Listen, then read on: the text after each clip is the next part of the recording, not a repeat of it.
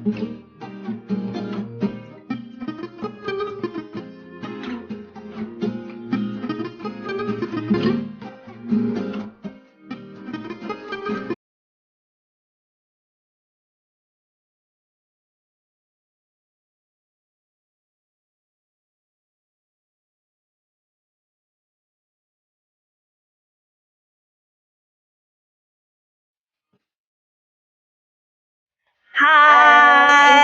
selamat sore.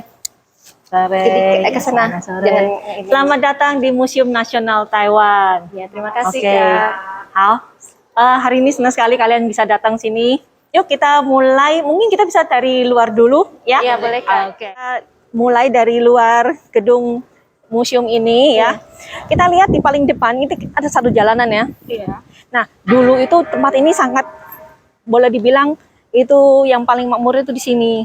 Paling kerennya soalnya di sebelah kiri kanan ini gedung-gedung bank. Oh, Ya. Bang. Zaman dulu. Dan ini langsung lurus ke depan itu ya, sekarang nggak kelihatan ya. Karena stasiun Taipei-nya kan ada pindah tuh. Dulu yang lama, lokasi yang lama tuh persis depan. Jadi mereka yang dari luar kota datang ke Taipei, begitu keluar dari stasiun, begitu keluar langsung mereka melihat, yang dilihat langsung gedung ini. Oh iya. Gitu loh. Jadi betapa megahnya tempat ini. Nah, dan kita lihat di gedung ini, di museum ini ya, ada dua, kelihatan nggak ini? Iya, sapi ya. Sapi ya. Ini Karena sapi ini juga tadinya ada di situ tempatnya, ada yang saling ngadep sini, ada yang ngadep sana. Udah pindah-pindah beberapa posisi sih. Nah, tapi mungkin ada beberapa hal yang terjadi. Nah, saat terakhir ditaruh begini, aman semuanya. lebih cocok. Ya udah, akhirnya ditaruhlah di sini. Iya. Kita lihat ya, kelihatannya sepasang ya. Tapi coba lihat, Betina sama nggak? sama jantan gitu ya. Emang beda sih. Emang beda ya. Coba melihat, misalnya Ini mungkin matanya. Matanya ini sipit nggak ada. betina. Sipit nih, Cina nih. Oke, lihat tuh. Ininya juga lain kan. Iya, tanduknya. Gendut ya. Sedangkan yang itu lebih runcing panjang. Betul. Ya. Ini sebenarnya sumbangan dan dari organisasi yang berbeda, tapi kebetulan ya akhirnya ditaruh sini jadilah sepasang.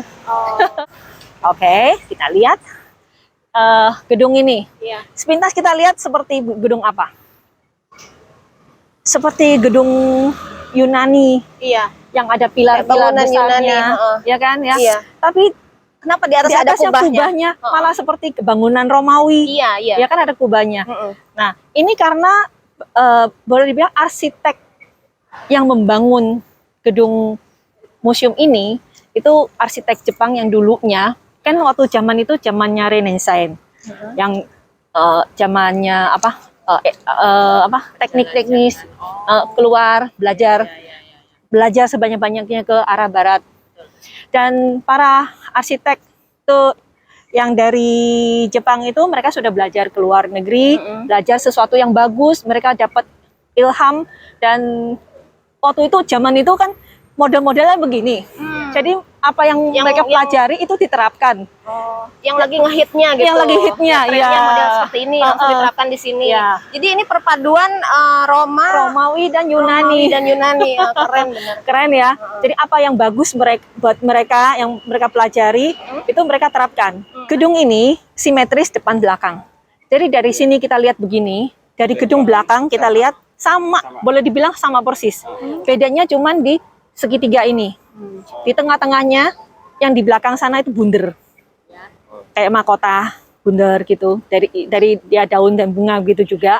Tapi yang di depan tuh tameng. Jadi yang membedakan kalau kita lihat foto aja bangunan gedung ini tanpa tahu ini depan atau belakang, dengan melihat itu baru bisa tahu, oh ini posisi depan, yang bunder itu lagi posisi belakang gitu. Terus museum ini museum yang tertua di Taiwan ya Kak? Ya betul.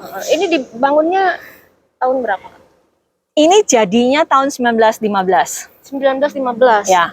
Tapi museum sendiri dari 1908 tuh sudah ada. Nah, sekarang kita mau masuk ke museum ya. Kita lihat di sini ada tangga. Coba bayangin kalau kita lagi naik tangga, posisi tubuh kita seperti apa?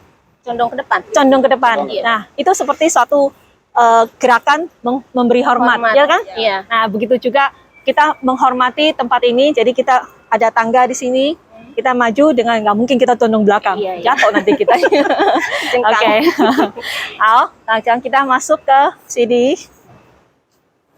Oke, mari kita lihat sekarang kita sudah masuk ke dalam museum. Di bagian depan ini kita lihat ada satu pajangan di sini ya kelihatannya ya, besar sekali. Tahu nggak ini apa? Harimau ya, harimau. Harimau, ya. Terus apalagi yang dari kulit sapi? Apa? nggak mungkin sapi ya, soal sapi dewa kan. Gini, boleh cerita sebentar sebelumnya, yaitu pada masa peperangan antara Cina dengan Jepang, perang Cina-Jepang, kita kalau belajar sejarah dulu ya di sekolah ya, lalu ada perjanjian Shimonoseki. Karena waktu itu dinasti Qing kalah sama Jepang. Oh. Jadi Taiwan itu sebagai upetinya dibayarkan ke Jepang.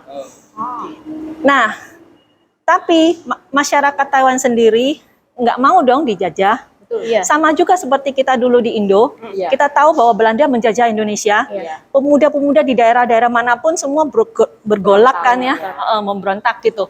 Nah, pada saat itu juga karena begitu mendengar perintah dari, kan waktu itu Taiwan kan memang termasuk bagian dari Cina daratan keseluruhannya ya.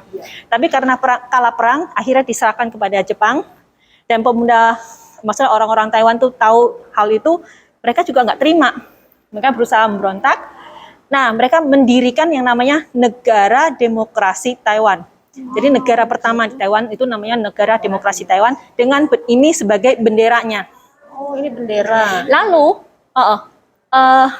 mereka mengambil paduannya itu kalau di Cina, Cina daratan sana kan kita tahu di dinasti Qing atau dinasti mana sebelumnya itu kan warna kuning itu adalah lambang kaisar. Wow, nih kalian pakai baju kuning semua, lambang kekuasaan tuh. Wah, gitu ya. Nah di Cina dinasti Qing sana kan lambangnya tuh naga. Jadi Taiwan itu nggak boleh dong melebihi. Tapi paling nggak dia ngambil simbol harimau karena dia adalah Raja Rimba. Raja Rimba. Ya kan? Saya juga sebenarnya berkuasa dan saya juga kuning, ya, gitu. Dan sebenarnya ini warnanya harusnya ini warnanya biru. Biru dasarnya. Dasarnya ini biru, lantainya biru dengan harimaunya kuning. Lalu bendera ini dinaikkan, ya, sebagai lambang ini loh negaraku, Negara Demokrasi Taiwan. Tapi karena Jepang sudah menerima kekuasaan dari dinasti Qing untuk masuk ke Taiwan, dia masuk ke Taiwan tuh lewat apa itu pelabuhan Kilong sana. Oh, di Cilong. Bendera ini yang tadinya udah dinaikkan tuh dipaksa turunkan dong sama si Jepang karena merasa loh sekarang lah saya yang penguasa, jadi ini diturunkan. Terjadi perdebatan, akhirnya apa? Robek. Oh, Nih belakangnya nih robek. Nggak ada sepertiganya. Nah, biarpun robek, tapi akhirnya toh berhasil dirampas sama Jepang, dan ini dilipat, disimpan, dibawa ke kerajaan Jepang, persembahan kepada kaisar. Jadi yang kita lihat sekarang ini adalah duplikasi digitalnya. Oke. Dan kita lihat ini harimau itu bangsa apa? Kucing ya. Kucing. Keluarga kucing kan. Keluarga kucing, jadi kita bisa lihat matanya. Sekarang kita lihat matanya, kalau begini berarti dia di waktu apa? Lihat ke atas ya. Dengan pupilnya itu, bola matanya. Kalau siang hari, pada saat kucing melihat, kan terang ya. Iya. Kalau terang berarti kita apa? Iya. Nyipit kan matanya. Pupilnya jadi kecil. Ternyata lembaran ini nggak cuma segini. Biasanya yang namanya bendera kan satu halaman doang depan ya. Belakang mestinya cuma apa? Belakang doang, nggak ada apa-apanya kan. Kalau kita bendera merah putih sih lebih gampang. Iya. Depan belakang sama aja. Ternyata bendera ini depan dan belakang tuh beda. Oh, beda. Sepintas semuanya sama. Jadi seolah-olah tetap satu ekor harimau, tapi tampak depan sama tampak belakang kan otomatis beda. Yang paling jelas kelihatan adalah matanya. Mata. Di tampak belakang, matanya, pupilnya itu bunder. Artinya apa? Malam hari. Ya, betul, malam hari. Berarti ini memberi simbol apa? dia melindungi Taiwan siang malam. dan malam. Oh. Oke. Makasih, Oke, Kak. kita sekarang coba masuk ke dalam. Jangan lupa masukkan tiketnya ya. Tiket. Ya. Siap.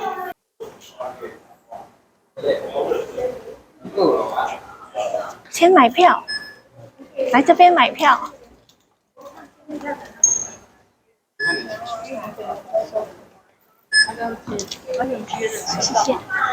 Nah, sekarang kita udah masuk di dalam gedung ini. Kita lihat gedungnya megah sekali ya. Gedung ini, kalau mau tahu, dia sebenarnya bukanlah museum pada awal didirikannya.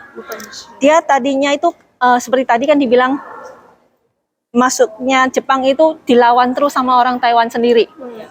Jadi, pemimpin yang diutus oleh Jepang untuk menguasai, memimpin Taiwan, itu sebutannya gubernur jenderal. Jadi gubernur jenderal yang pertama diutus di sini, yang dia hadapi adalah pemberontakan di mana-mana.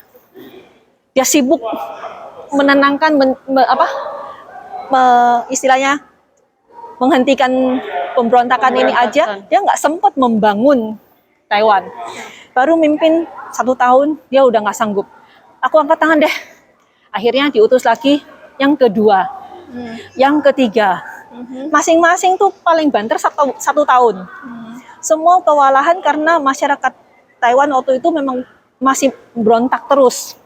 Sangat bersikeras. Masih bersikeras gitu. Nah, sampai yang ketiga, mereka akhirnya istilahnya angkat tangan gitu. Buat apa sih kita ngambil Taiwan ini? Susah diatur loh, penduduknya berontak terus, kita nggak bisa ngapa-ngapain di situ. Terus mendingan kita jual aja lah. Istilahnya kan ini negara kolonial loh, jadi punya saya toh, mau saya apain terserah saya kan. Mau saya bangun ya suka-suka saya, tapi sekarang nggak bisa dibangun, mendingan jual aja. Putus asa dia. Putus asa mau dijual aja. Iya, putus asa dia. Lalu pada saat itu ada satu jenderal juga, pada saat mereka lagi rapat itu bilang, kalian aja yang nggak bisa mimpin. Kalau mau mimpin daerah kolonial, mau pimpin daerah Taiwan, jangan pakai cara Jepang. Kamu harus bisa pakai caranya orang Taiwan dong. Baru kamu bisa mimpin mereka. Gedung ini dibangun dari 1912, selesai 1915. 1912 Sampai 1915. 3 tahun, ya. Dan berarti saat itu apa? Sedang menghadapi apa? Perang Dunia Pertama. Jadi di mana-mana tuh kekurangan bahan segala macam. Sedangkan untuk membangun ini, itu dananya sebagian juga dari rakyat. Kan karena semua merasa sependapat lah untuk memperingati kedua orang ini. Jadi dari pegawai negeri sendiri juga gajinya itu sebagian diambil untuk dana ini, juga ambil dari masyarakat. Bahan-bahannya boleh dibilang hampir semuanya tuh dari Jepang. Arsiteknya dari Jepang. Nah, tapi karena menghadapi masa perang 1915 ya, perang dunia pertama itu, bahan-bahan jadi semua ada yang terputus. Yang paling jelas itu adalah bahan marmer. Bahan marmer. Kita kalau pegang itu dingin kan? Iya, dingin. Nah, karena dia memang batu alam. Pegang-pegang. Tapi pada saat pembangunan ini ternyata kekurangan bahan. Sehingga boleh kita sambil jalan ya, kita lihat. Boleh, Kak. Di sini juga ada tangga menuju ke lantai 2. Nanti di sini kita akan lihat marmer di sini sama yang di tembok sana kan juga ada ya, di dinding belakang. Tapi coba nanti kalian pegang, bandingkan marmer ya di sini sama yang di belakang. Ayo. Lalu kasih tahu saya apa bedanya. Apa ya? Ini tembok biasa. Batu biasa ya. Kepegang gitu tahu ya. Oke. Ini marmer dan ini semen. Oke, dan untuk mensejajarkan, jadi dia tuh dilukis. Dilukis seperti mirip batu marmer. Tapi benar, dia cuman gips. Semen sama gips. Lalu, itu karena tujuannya membangun gedung ini adalah untuk memperingati kedua orang itu kan, gubernur jenderal dan kepala sipilnya. Jadi semua ornamen di dalam gedung ini itu melukiskan kedua orang itu lambangnya. Misalnya kita lihat di lampu. Lampu ini kita lihat ke sini ya. Lampu nanti di atas deh bisa saya tunjukin pelan-pelan. Itu antara sini sama sebelah sananya itu beda logonya. Karena itu melambangkan logo keluarganya Gubernur Jenderal dan logo keluarganya Palaspil. Dan juga lihat kita atas, yang paling seru tuh lihat atasnya ini. Kita dari luar melihat ada satu Kubah ya. kubah. Nah, kubahnya itu ini. Gitu loh. Di atas kubahnya sendiri masih ke atasnya lagi. Ini baru dasar dari kubahnya aja. Oh, ini dasarnya. Yang serunya, dia itu kan posisinya di tengah kan ya. Biasanya kalau kita berada di sini, ambil jalan yang paling tengah dan sini, taruh HP di sini, ngadep ke atas, kita akan ngambil seluruhnya. Tuh. Oh iya. Lalu semua pada muncul mendekat. Jadi ngumpul di sini. Ye, lalu coba bikin foto. Oh iya, cakep sih. Tuh, 2, 3, ye. Nah, ini nih. Sekarang kita lihat ada 2 vas bunga di sini. Iya. Tadinya ini adalah patung kedua orang yang mau dihormati itu, Gubernur Jenderal dan kepala sipilnya. Tapi karena sekarang kan masa udah berubah. Sekarang sudah bukannya zamannya Jepang lagi. Ya nggak pantas kalau orang itu masih ada di sini. Jadi sekarang kedua patung ini sudah disimpan. Ada sih di lantai 3. Nanti kalau misalnya kita ke lantai 3 bisa lihat Masih ada. ada tersimpan di sana. Jadi cuman sekarang dipajangin vas supaya nggak kelihatan kosong gitu aja. Gitu ya. Oke, kita lihat ke lantai 2 sambil lihat ornamen-ornamennya. Oke, kita udah lihat yang tentang temboknya. Sekarang coba lihat temboknya sendiri, ada jendela. Jendelanya itu bundar. Iya. Orang Taiwan menyebutnya itu mata sapi. Mata sapi. Kalau kita bilang mata sapi mah telur ya. Iya, telur. Di sini jendelanya namanya jendela mata sapi. Nah, apa-apa dihubungkan dengan sapi gitu ya. Oh iya iya. Lalu di sini kita lihat ya, di situ ada banyak gambar-gambar apa itu yang kelihatan? Hah? Bunga. Buah ya, buah-buahan itu. Iya, buah-buahan. Nah, buah-buahan apa bunga? Ya, pisang. Oke, sekarang cari. Oke, betul. Anggur, ada pisang, apa lagi? Itu jambu ya? Betul, apa lagi? Iya, betul.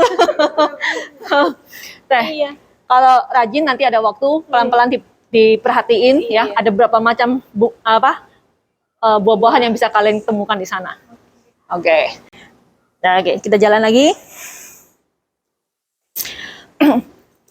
Kelihatan nggak? Ini bahwa di sini nih ada sepanjang ini, biarpun ini kaca membatas, tapi dia nggak mensia-siakan ditaruh jadi kaca gitu doang. Iya. Dia ada penjelasan, ada banyak gambar di sini dan memberi penjelasan tentang apa yang ada di sini. Jadi kalau sepintas kita lewat gitu aja kan nggak tahu, kalau lihat ini kan lebih jelas. Iya. Misalnya ini kita lihat apa ini? Tadi tangga yang kita naik kan? Oh, tangga, iya. Ini depannya tadi yang layar itu kan? Iya. Nah, kita naik. Berarti ini apa? Ini yang tadi kubah itu ya? Bukan. Ya, atasnya yang kubah. Atasnya kubah. Ini lantai bawahnya. Sekarang kan kita lihat lantainya warnanya hijau. Iya, hijau. Ini karena batu marmer yang dari Taiwan sendiri. Sedangkan ini zaman dulu punya yang sama dengan yang di sini. Ya, putih hitam. Oh iya. Kayak papan catur. Nah, di sini ada gambar bunga sakura dengan kita lihat lembar kelopak bunganya berapa.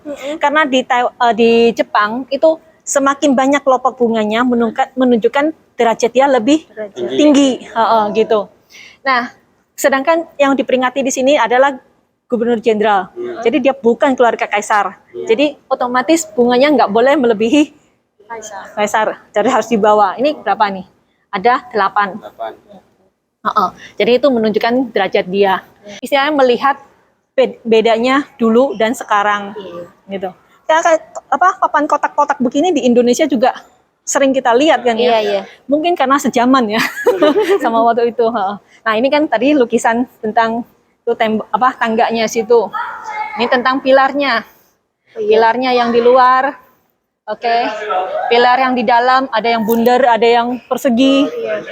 Jadi kalau lihat di luar nggak begitu jelas, lihat di sini lebih jelas. Terutama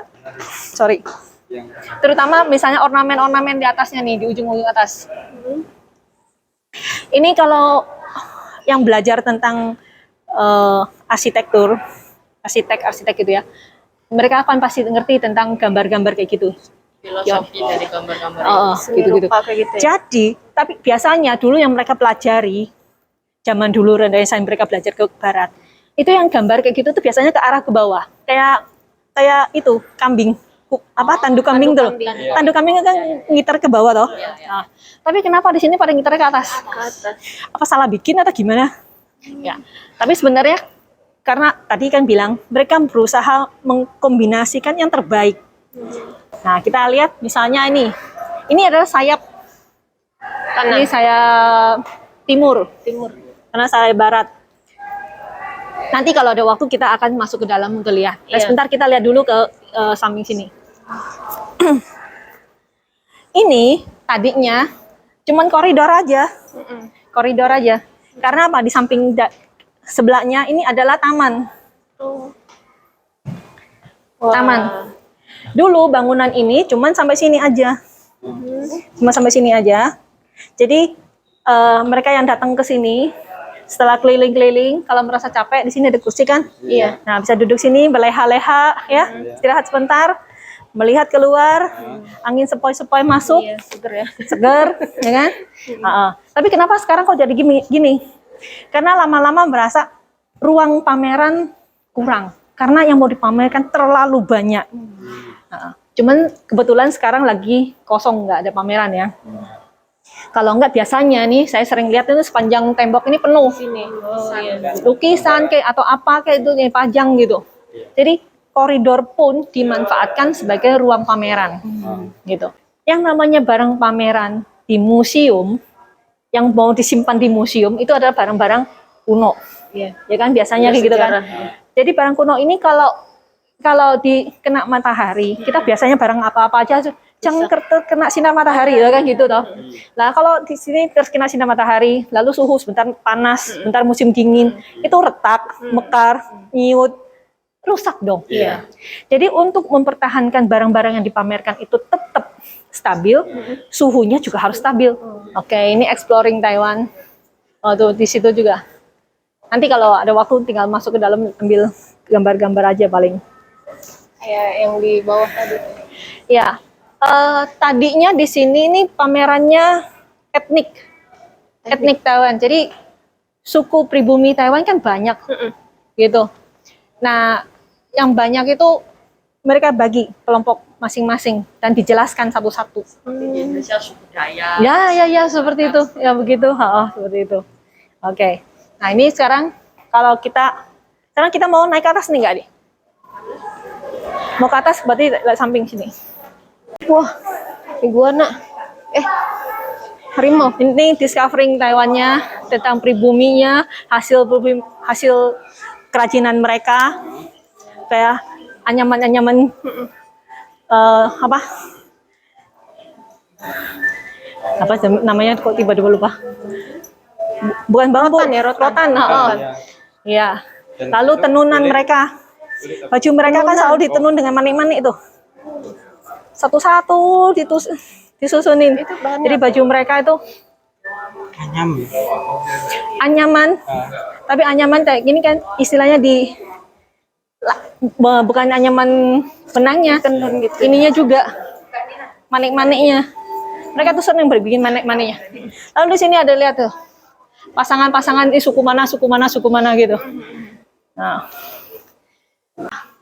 para orang Jepang datang ke Taiwan, ini kan satu daerah kolonial baru buat mereka, satu tempat yang benar-benar fresh buat mereka. Nggak tadinya yang nggak kenal, nggak tahu, mereka tuh bikin penelitian. Mereka bikin penelitian macam-macam, semua diteliti. Ini tentang kelautan. Iya. Nah, mereka nemuin ada banyak macam kerang-kerangan. Itu tetap aja bagi mereka satu hal yang baru karena beda dengan yang ada di Jepang. Lalu ada yang diberi nama, banyak diberi nama, ada yang cuma khusus adanya di Taiwan. Lebih seru lagi. Nanti di depan kita lihat. Termasuk bagaimana ikan gitu, diawetkan untuk dibuat jadi spesimen gitu. Kayak ini hanya ada di Taiwan. Lihat tuh, Kelihatan nggak ini ada Keluar itu kayak putus gitu ya? Retak gitu. Bukan sebenarnya. Memang begitu modelnya. bentuknya emang kayak gitu. Ya, itu tempat apa tahu nggak? Itu usus buangan untuk berbuang. Oke. Nah, ini tentang laut ya. Di sini tentang mineral. Mineral yang ada di Taiwan. Dan yang paling seru dari ini adalah namanya Peito. Ini diberi nama, mineral ini diberi nama sesuai dengan tempat ditemukannya, yaitu di Peito. Tahu Peito dong? Taipei? Peito. Ada Piki. Batu ini ditemukan di sana. Batu ini mengandung radiasi. Radiasi. Ya. Dan di Peito sana ada satu museum. Museum Peito sana, museum ada menunjukkan batu ini. Aku tolip. Dan ini sempat jadi barang souvenir.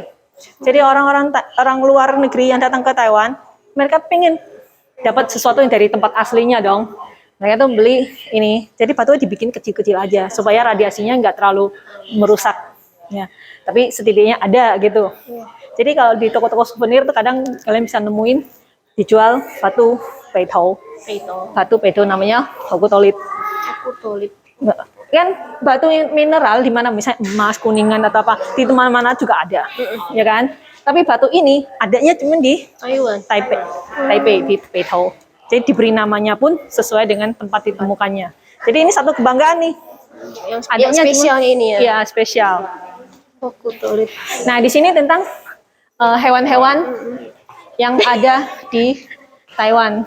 Senyum untukmu. Monyet. Oke. Masuk terenggiling juga ada. Banget ini. Rusa. Ya, rusa dulu tuh banyak sekali tapi selalu diburu ya sampai hampir punah sehingga dijadikan binatang yang dilindungi ya. Lalu ini beruang Taiwan. Beruang Taiwan tuh punya ciri khas yaitu di depan dadanya tuh ada gambar V putih. Coba kalau dari bawah dilihat, dadanya tuh ada Victory putih. Oh, Victory. Nah, kalau lihat beruang, biasanya beruang ya nggak ada Victory-nya itu kan. Tapi kalau lihat ada itu beruang Taiwan. Ini juga salah satu ikonnya Taiwan nih. Spesial ya. Nah, spesial. Ini juga spesifiknya Taiwan. Ya, ayam yang buntutnya ini begitu panjang ini biasanya suka dipakai oleh kepala suku. Biasanya kepala suku kan ada mahkotanya. Mahkotanya tapi nggak mesti harus emas atau gitu kan. Kalau zaman ya di pulau-pulau gitu kan, di grup itu mereka kan pakainya ikatan itu lalu ada bulunya. Bulunya pakai bulu ini. Dan ini sampai ke luar negeri pun dicari-cari. Ternyata baru ketahuan. Loh, ini spesifik Taiwan punya. Gitu, keren kan? Jadi seluruh Asia itu tentang botaninya atau zoologinya itu binatang, hewan dan tumbuhan tuh boleh dibilang di sini nih surganya. Semua ada terkumpul di sini. Tadi, nah ada yang sudah menemukan nih. Ya, ini yang ditunggu kan? Wah. Silakan dilihat. Gubernurnya yang mana ini? Bronze status of Kentaro Kodama Jenderalnya yang Jenderalnya ini dan kepala sipil yang membantu dia itu adalah seorang dokter. Oh, dokter. Kalau orang sini kan gini ya. Lu lihat kalau namanya jenderal kan dia bawanya pedang, ya kan ya, dengan pakaiannya tuh semua. Ya, begitu. Lalu di sini juga sekarang dibikin ada bisa interaksi kan, jadi bisa lihat dia bersuara. Silakan nanti kalau ada waktu. Lalu di sini adalah jalur massa. Jalur massa. Jadi misalnya pada saat tahun 45, buat kita sih tahun 45 tuh tahun yang penting ya. Iya, kemerdekaan. Nah, kita lihat di sini apa yang terjadi di Bisa di Taiwan. lihat. Lihat di sini, ini simpenan mereka pada saat itu, dan di situ ada siapa? Ini kepala museum. Kayak itu kayak Mas Didik ya?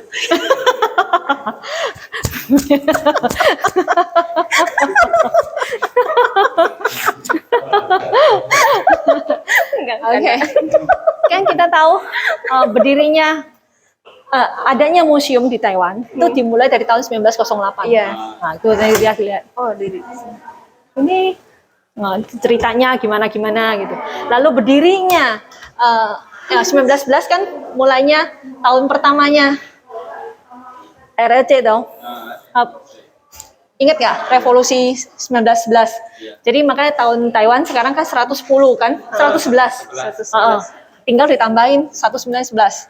Jadi tambahin 11 tambahin 111 berarti 2022. 111. Iya. Iya ya. Loh, kok baru sadar ya?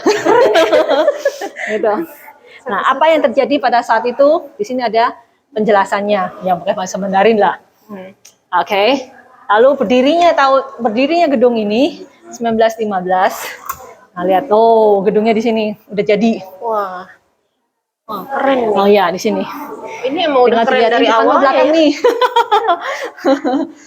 Iya, udah megah dari awalnya ini. Sebelumnya juga udah. Kan ini udah jadinya kan 1915. Dibangunnya kan dari 1912. Ya kan 1915 udah jadi dong, kayak gitu.